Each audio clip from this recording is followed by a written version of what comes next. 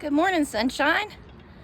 Welcome to the Huffman House. Today, I just wanted to kind of take you around and kind of like a little garden type tour. So right now we're just on the back deck, and as you can see back here, we have plant starts still. Peppers, have some eggplant and some okra, waiting on the warmer weather. Just kind of hardening them off right now. Over here I've got purple basil, nasturtiums that go around the main garden to attract beneficial pollinators. Some petunias. We try to seed everything that we plant. I think it's been a couple years before we've actually bought plant starts, so we do all our own seeding. Again, just waiting on the weather. Hardening off, in case you don't know what that is they were grown in the house under a controlled environment. So before you can't just take them from inside and plant them outside. They'll go into like a shock because of either sun or the wind or stuff like that. So what you do is you harden them off. So every day, like the first time you bring them out for about an hour under some type of shade. Second day, maybe 2 hours, and you just kind of gradually build them up to climatizing to the outside before you plant them. So those are over there. I've got some more flowers over here. So that's what's going on up here on the deck. Of course, I do keep, pretty stuff also. I got my fern. I'll show you over here. This is where I keep some little flower pots and such. Just, a little cutesy. Make you feel warm. All right, so now let's head on down. Okay. Over here is my wildflower garden. Now, actually, funny story about this area is when we very first started growing, this was actually our vegetable garden, an 8x4. It's the very first garden we had, and we tried to stuff it with anything and everything we could. It came out, we got some stuff we didn't. So we've turned it into my wildflower garden, and these come back every year. This was an actual new packet we spread in. And those flowers just gorgeous. I love to come out when it's the season and pick wildflowers for around the house. So that's what this garden was. And then my husband built this. And this right here is my herb garden.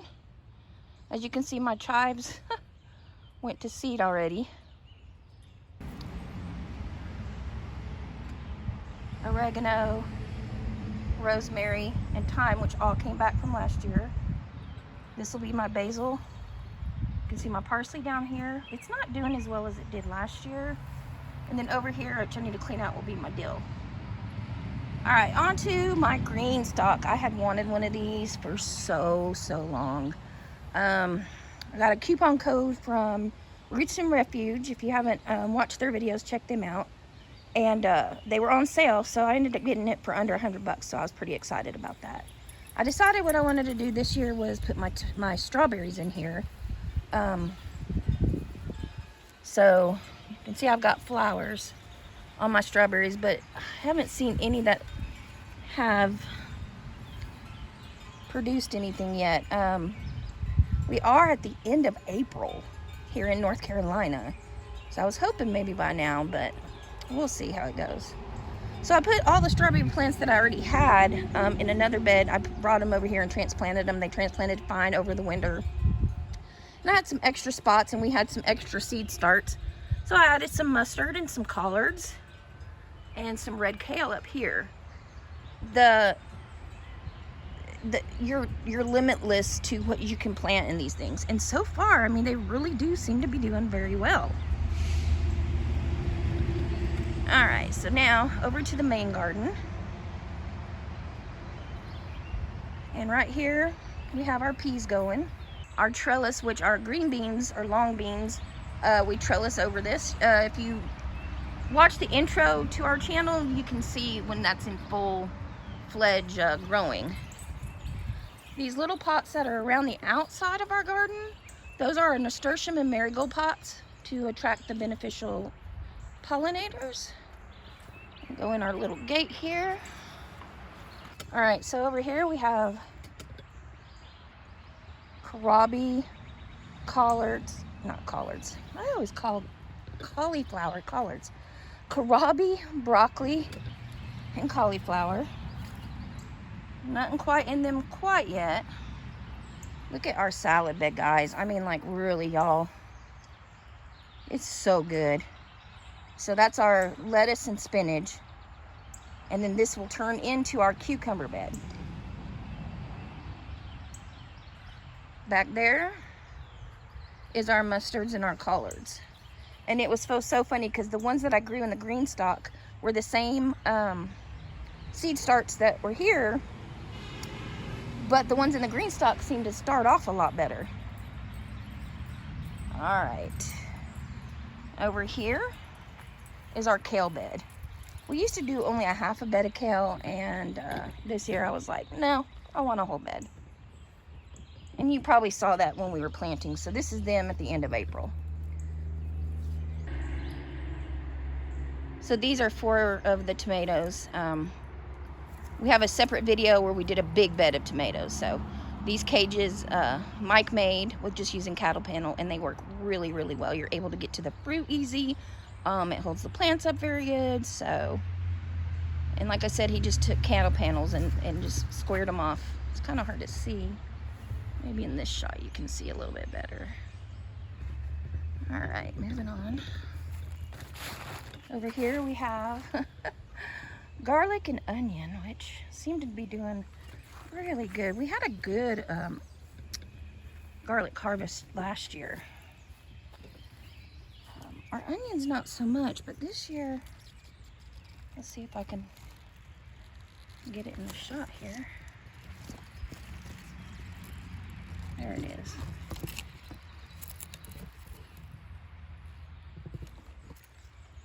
So this is regular garlic and then onions. Then over here, for our first time, we're doing elephant garlic. So I'm really excited to see what comes up there. Okay. So this used to be our strawberry bed, this long bed right here. And like I said, I transplanted them to the green stock. Over here are called rutabagas, and we're really excited about those. They're doing really good. Might be able to start harvesting some soon. Over here is our radish bed. All the radishes. Now, we don't like raw radishes. I'm not a peppery person anyway. And even my husband, who likes peppery taste, didn't like them very much. But we had heard if you roast them, that they tasted totally different. So we tried that and we fell in love with them. For a quick, easy part of your meal, side meal, at night I'll take our baby potatoes, our radishes, our turnips, chop them up, olive oil them, put whatever herbs you want on it, and roast them, and they're so good as a side dish. And then over here is our turnip bed. And so far it's the end of April and we don't have any showing up quite yet, so hopefully soon. All right, guys, now check this out. You saw the potato video. Well, I hope you did. If you didn't, check out the potato video. We did. I mean, they're just looking absolutely amazing. We did have 2 nights this past week that went down to the 30s. We didn't cover them, and they actually seem to have done fine. All except this one right here. I think we might have lost that one. But I mean, seriously, y'all, check that out. Potatoes for days. I'm so excited. If you wonder why we do the potatoes in pots, again, go find our potato video and check it out. All right, so then right here on the outside of the fence in these buckets, these are all our cherry type tomatoes that we keep. What I do with my cherry tomatoes is I make, of course, you know, we use them for bruschetta and that type of stuff, but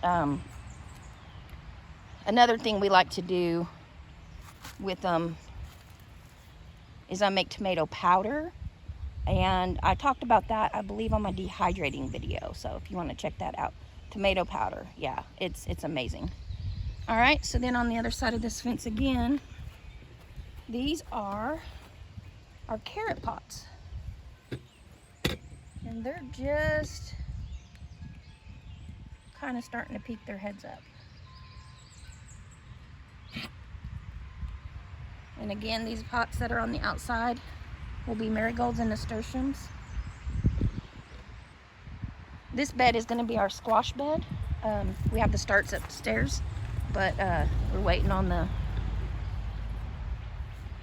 weather, of course. All right, so we're going to come out of here. There's just one more place I wanted to show you real quick.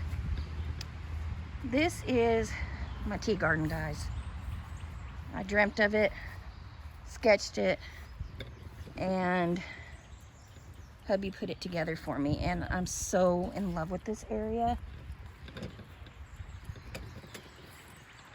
It's just absolutely gorgeous. I can't wait to see it in full bloom. Thank y'all for hanging out with me today.